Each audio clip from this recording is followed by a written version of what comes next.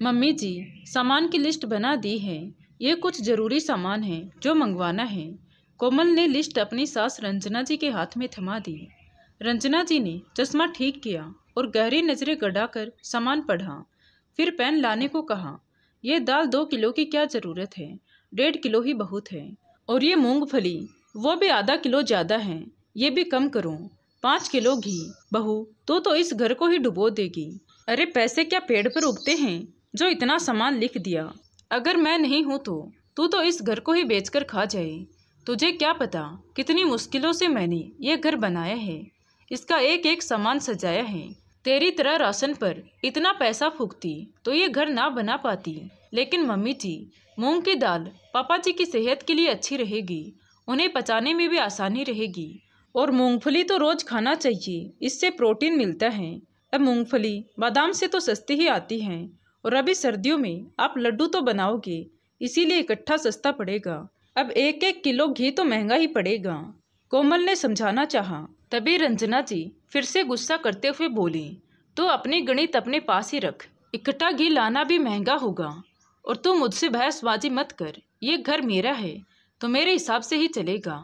जिस तरह सामान हर महीने आता है उसी तरह से आएगा। तू मेरी रसोई में ज्यादा दखलंदाजी मत किया कर, अपना खाना बना और मुंह बंद रखा कर।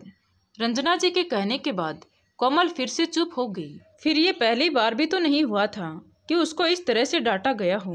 दोनों सास बहू के बीच तकरार होती ही रहती थी। रंजना जी की तो आदत ही हो गई थी, वो अपनी बहू को अपने पैरों की जूती समझती और उसकी बिल्कुल भी कदर नहीं करती थी।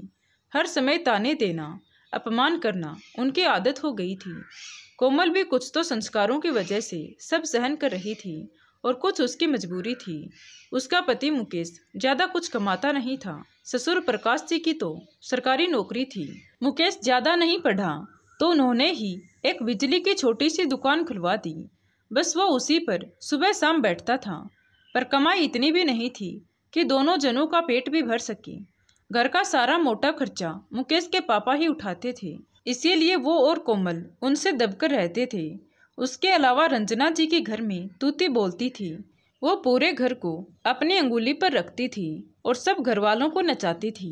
रंजना जी के एक ही बेटा था मुकेश। वो पढ़ाई में ज्यादा अच्छा नहीं था तो ज्यादा ऊंची पढ़ाई नहीं कर पाया और घर पर ही रहा।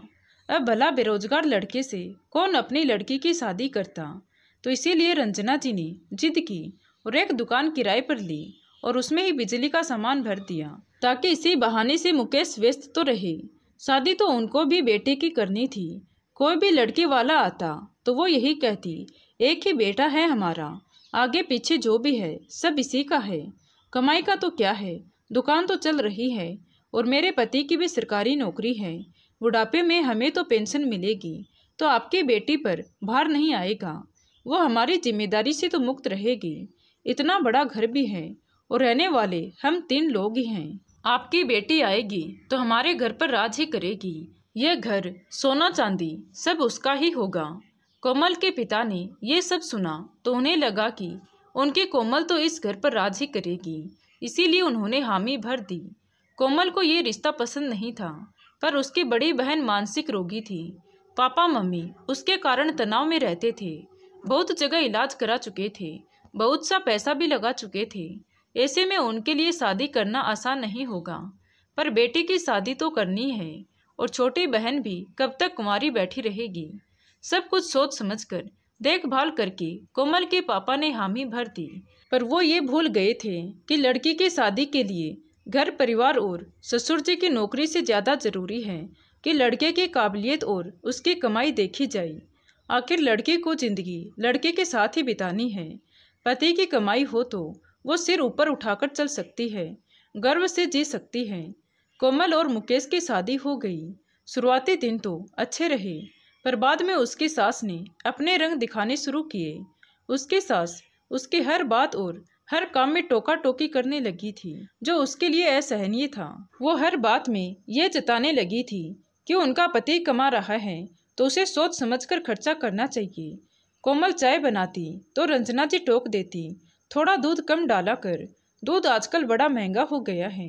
कपड़ों पर ज्यादा साबुन मत घिसा कर, तेरे ससुर जी बड़ी मेहनत से कमाकर लाते हैं, ज़्यादा देर तक लाइट पंखे मत चलाया कर, अब बिजली का बिल मुकेश तो नहीं भर देगा।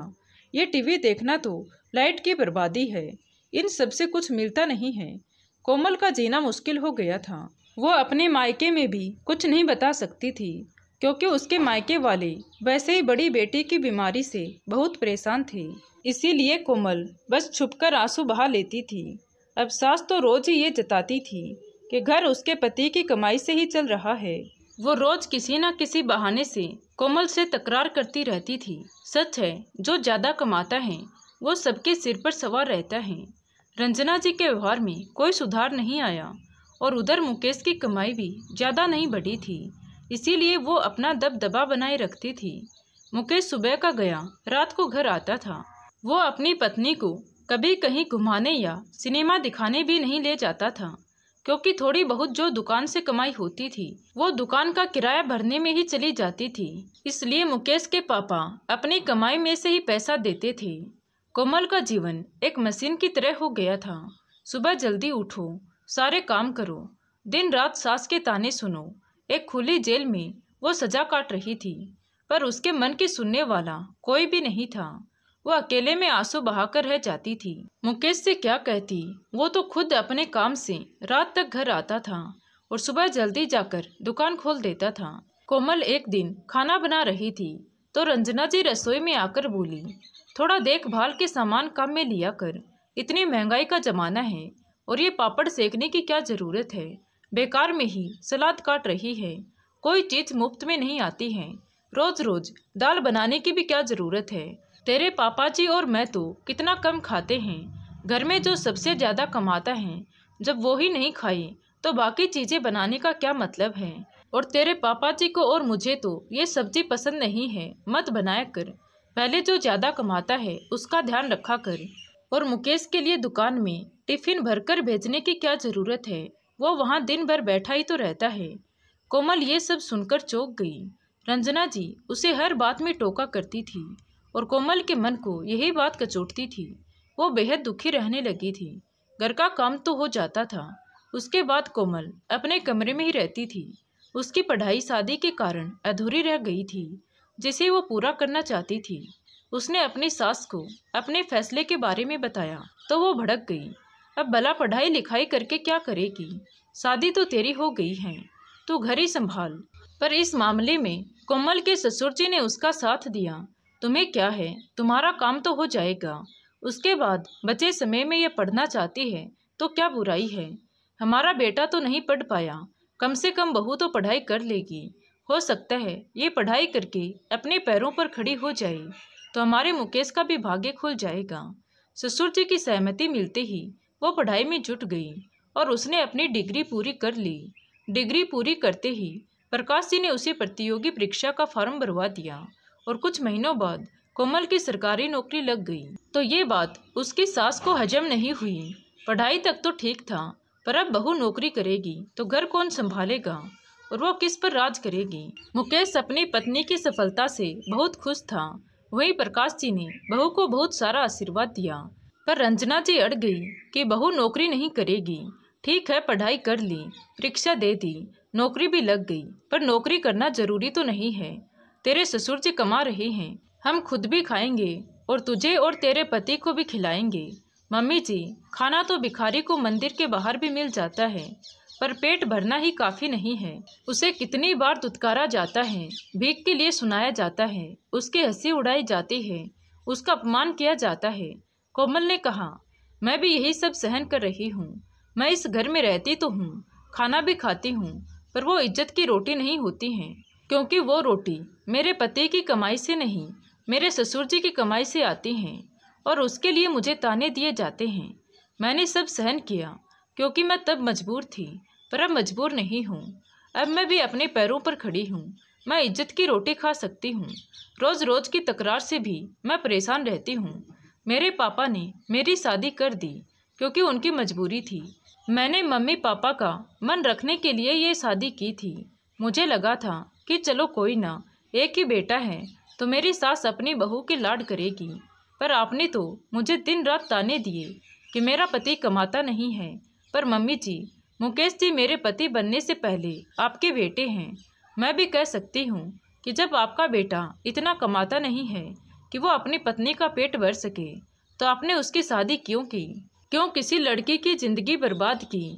क्या बहू को सिर्फ ताने देने के लिए ही ससुराल लाया जाता है ताकि वो ये सब सहन करती रहे? इन सब के बीच में मेरा क्या दोष है जो मुझे हर बात के लिए सुनाया गया? आखिर क्यों? आप मुझे कोई चीज़ प्यार से भी तो बता सकती थी। आप मुझे समझा भी सकती थी, कह सकती थी कोई बात नहीं, अभी मुकेश की कमाई कम है तो क्या हुआ, आगे बढ़ जाएगी।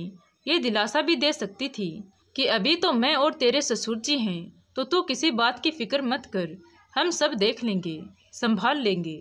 इन सब से मुझे कितनी हिम्मत मिलती, मैं आपकी दिल से इज्जत करती। पर अब बहुत हो गया, अब मैं और सहन नहीं करूँगी। मैं नौकरी करूँगी और अपना अलग घर लूँगी जहाँ मैं इज्जत की रोटी खा सकूँ। ये सुनते ही रंजना जी के पास कोई जवाब नहीं था। वो मन ही मन ग्लानि महसूस कर रही थी। तभी प्रकाश जी बोले, बहू तुम नौकरी करो, पर अलग घर की ज़रूरत क्या है, यही सब साथ में रह लेंगे। पापा जी, मैं आपकी दिल से इज्जत करती हूँ। आज मैं जो भी हूँ सिर्फ आपकी ही वजह से हूँ। आप मुझे प्रेरणा नहीं देते तो मैं कुछ नहीं कर पाती, लेकिन मैं अलग घर लेकर रहूँगी, चाहे आपके सामने वाला घर ही ले लूँगी, ताकि वहाँ मैं इज्जत से अपनी मर्जी से रह सकूँ और रोज़ होने वाली सास बहू की तकरार से बच जाऊँ। अब मैं नौकरी करूँगी तो दिन भर बाहर रहूँगी, घर पर ध्यान नहीं दे पाऊँगी, फिर से घर में कलह होगी। वो सब मैं नहीं चाहती हूँ। इससे अच्छा है हम आमने सामने रहें, एक दूसरे के दुख सुख के साथी बनकर रहेंगे, पास भी रहेंगे और दूर भी रहेंगे। मम्मी जी अपना घर संभालेगी और मैं अपना घर संभालूंगी। मुकेश भी चुपचाप खड़ा था। वो अपने मम्मी पापा के सामने कुछ नहीं बोलता था, पर उसे भी पता था कि रंजना जी कोमल के साथ में कैसा व्यवहार करती है। उसने भी अपनी मौन स्वीकृति दे दी। कोमल ने ऑफिस जाने से पहले घर के सामने ही एक घर किराए पर ले लिया और वहां अपने पति के साथ इज्जत से रहने लगी। तो दोस्तों, बेटा कमाता नहीं हो या कम कमाता हो तो उसका दोष बहू को क्यों दिया जाता है? सास ससुर जैसे दुख में अपनी बेटी का साथ देते हैं, वैसे ही बहू का साथ क्यों नहीं देते? पैसे को लेकर जो सास बहू से रोज तकरार करे, उसे ताना दे, ऐसी सास के साथ रहने से अच्छा है कि बहू अलग ही इज्जत से रहे। तो दोस्तों, कहानी अच्छी लगी हो तो प्लीज़ वीडियो को लाइक शेयर एंड सब्सक्राइब ज़रूर करें। Thank you.